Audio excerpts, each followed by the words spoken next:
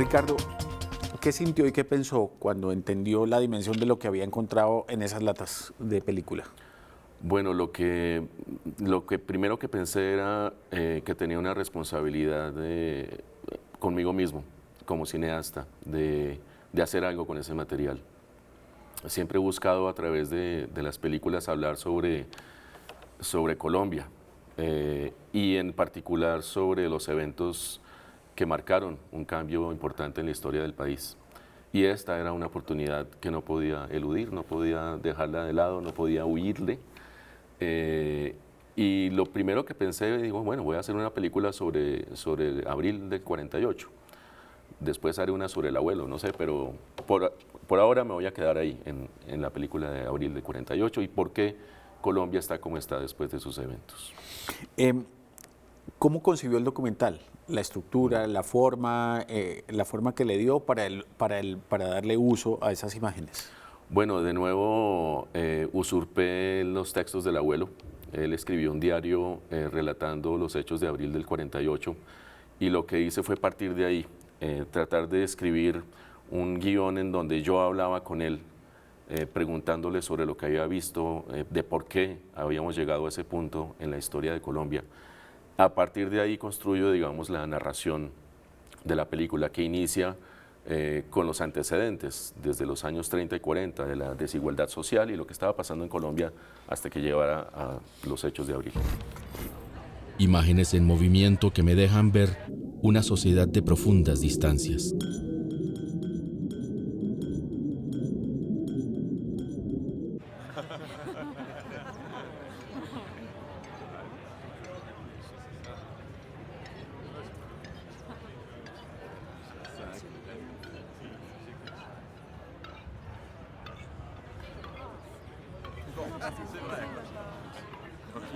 Los privilegiados y los de a pie. Esos elementos políticos, ¿cómo están reflejados en las imágenes que él filmó? Bueno, siendo él un aristócrata y pues con recursos, causa sorpresa también que filma eso, filma lo que es su mundo alrededor de la aristocracia colombiana, pero también filma la gran diferencia y el abismo social de la época en el campesinado. Recordemos que para la época, o sea, para 1935, Colombia tenía más o menos 10 millones de habitantes y 80% eran campesinos, solo un 20% estaba radicado en la ciudad. Y no es muy distinto a lo que sucede ahora. Las diferencias sociales y, digamos, económicas eran una brecha enorme para la época como lo es ahora. ¿Hay una correspondencia entre las imágenes que él captó y algún comentario que haya dejado en su diario o en sus escritos de periodista con respecto a ese tema político y social? Sí, claro, ¿no? Sus críticas al sistema social y económico que estaba viviendo en la época son permanentes, no solamente como periodista en La Patria, sino también en sus textos. Él escribió varios libros dedicados justamente a la situación política y a la situación en general de la sociedad colombiana para la época. Entonces, él era un tipo muy mordaz en sus comentarios. Hay material sobre el 9 de abril, hay unas fotos extraordinarias que captaron muchos fotógrafos, entre ellos Adi González, que se ha recopilado en una colección interesantísima que ha hecho su hijo Guillermo. Pero, ¿qué cree usted que aporta este trabajo específico? Me refiero no solo al hecho de ser material fílmico, sino porque hay algunas imágenes del 9 de abril, sino porque es material fílmico a color. Pues yo creo que es algo importante y sorprendente. Es decir, el color significa contemporaneidad. Cuando uno ve las imágenes de la historia en general, la historia del mundo, son imágenes blanco y negro. Y eso genera una brecha, digamos, en el epitelio, diría yo, de que, eso pasó hace mucho. Pues resulta que los hechos del 48 y otros filmados por el abuelo en color, lo que hacen es acercarnos a esa realidad de hace 65 años. Y no es mucho, 65 años realmente es poco, pero es mucho en el momento en donde hablamos del olvido de una sociedad que ha querido echarle tierra a muchos malos momentos del país. Como cineasta, ¿qué le llama la atención del ojo del camarógrafo. Es decir, se ve una Bogotá destruida, se ve la gente, se ven los espacios que antes fueron y que ya no son, transformados por la violencia en cuestión de horas, pero ¿qué tenía el ojo de él? ¿Qué buscaba y qué quería decir con esos encuadres?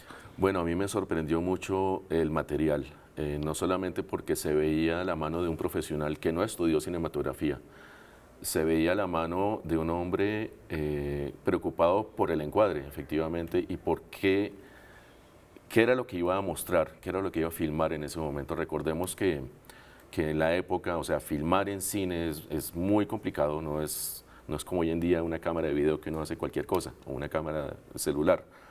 Entonces, no solamente la parte técnica me sorprendió mucho, de los buenos encuadres, de la buena manera de narrar, porque tampoco editó nada, él no montó la película, filmaba y así quedaba, pero era una narración visual impresionante. Entonces, me sorprendió eso, el enfoque, o sea, el cuadro, me sorprendió cómo relataba sin necesidad de montar la película. Me sorprendió también la manera de ver en particular los hechos de Abril, porque efectivamente en el material, si bien él estaba atendiendo a los heridos, no hay ninguna escena en donde se muestre la violencia tácita. Sí, eso quería preguntarte. Bogotá quedó regada de muertos y mucho de ese material que conocimos es aterrador en el sentido de mostrar la cantidad de personas que murieron asesinadas ese día y las calles al día siguiente, los días siguientes al hecho, pues estaban plagadas de muertos. Y uno ve ese material y no hay un solo muerto. Se ve una destrucción parecida, si se puede decir, a lo que pasó en Europa con los bombardeos en la Segunda Guerra. ¿Por qué? ¿Por qué no quedó retratada? ¿Por qué no quedaron los muertos? Yo creo que fue una decisión ética del abuelo como médico, en donde su misión primero como médico era salvar vidas y lo último era retratar a los heridos o a los muertos en sí mismos. Ahora, yo creo que en el material que él filmó, a uno como espectador le queda esa desazón, le queda esa sensación, ese olor a muerte y a destrucción sin necesidad de verlo. Es verdad. ¿Qué reacciones ha habido sobre el documental? De todas las reacciones que ha habido, ¿cuáles te han llamado la atención? Y después hablamos, pues, de las reacciones ya íntimas de la familia, pero en general, del público, ¿qué te ha parecido interesante?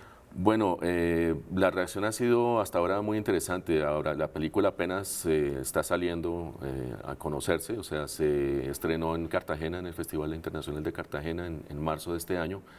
Va a seguir un circuito de festivales, estuvo en Señal Colombia, que es coproductor de la película, pero las reacciones en general han sido muy positivas en el sentido de sorpresa, de saber que ese material existe y que puede haber mucho más.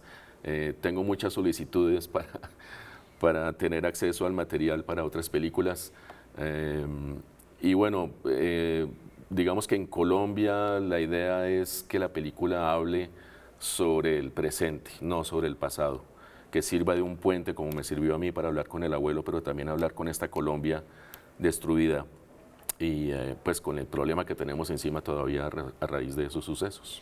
Reacciones en la familia. Ha habido un poquito de todo. Mi padre, o sea, el hijo de mi abuelo, reaccionó muy bien, se sorprendió pues de que se pudiera hacer una película con eso. Se hace honor, digamos, en sus palabras a su padre, a mi abuelo, en tanto como persona y como tipo intelectual, inteligente. Un lado de la familia no le gustó verse retratada ahí por distintas razones personales, pero bueno, digamos que eso no ha sido un escollo todavía, espero que no lo sea. Hay algo que es muy interesante, el público lo podrá ver cuando pueda ver la película, y es que hay unas escenas o parte de esa filmación transcurre en el famoso Castillo Marroquín, que está en las afueras de Bogotá, el cual fue comprado por tu abuelo. ¿Cómo aparece el castillo ahí y qué relación y cómo fue la relación con ese lugar? Pues la relación que tenemos nosotros con el castillo ha sido siempre como de magia, o sea, de pequeños, cuando salíamos por la autopista norte y nos decían, mira, ahí vieron ustedes, o este era el castillo de la familia, nos decía, wow, vivíamos en un castillo, ¿no? Pero de hadas. Pero más que todo en la película lo que intento hacer con esas imágenes es construir lo que ya decía el abuelo, que era la gran diferencia social que existía para la época y que todavía persiste, en donde hay una gran aristocracia y una gran mayoría de población que no tiene ninguna oportunidad. ¿Qué esperas sobre, digamos, qué expectativas tienes sobre la gente, sobre el mensaje que quieres enviar con esta película y cómo la quieres enviar? ¿Dónde te gustaría ver esa película proyectada y cuál sería el público que te gustaría que la viera? A mí me gustaría muchísimo presentarla en colegios públicos y la razón es, diría yo, sencilla. Y la intención de la película es justamente esa, es llevar a las nuevas generaciones a encontrar en ese pasado un presente y una proyección al futuro. Colombia está buscando desde hace muchos años una paz con justicia social, ojalá. Y es justamente lo que trata de hacer esta película, llevar al público de toda edad, por supuesto, pero sobre todo llevar a las nuevas generaciones a conocer su pasado, porque si no reconocemos nuestro pasado no vamos a llevar un paso adelante ningún proceso de paz que uno quiera. Hay que reconocer lo que sucedió y por qué sucedió para eso. Entonces mi público ideal es ese, son las nuevas generaciones. ¿Qué material se quedó por fuera de esta selección para este documental y qué estás pensando hacer con él? Bueno, muchísimo material se quedó por fuera. Estamos hablando de que la película dura 25 minutos, es decir, si lo contamos en latas, son 2 latas y teniendo en cuenta que hay unas 30 latas en total, pues hay mucho material por fuera. Sí, estoy planeando hacer una película esta vez sobre el abuelo en sí mismo, porque pues ahí, aunque él pocas veces se filmó o se dejó filmar, creo que es un personaje que vale la pena rescatar del olvido. Ricardo, muchas gracias por haber aceptado esta invitación, felicitaciones por el trabajo y mucha suerte con lo que viene. Bueno, gracias por la invitación y ojalá puedan ver la película muy pronto.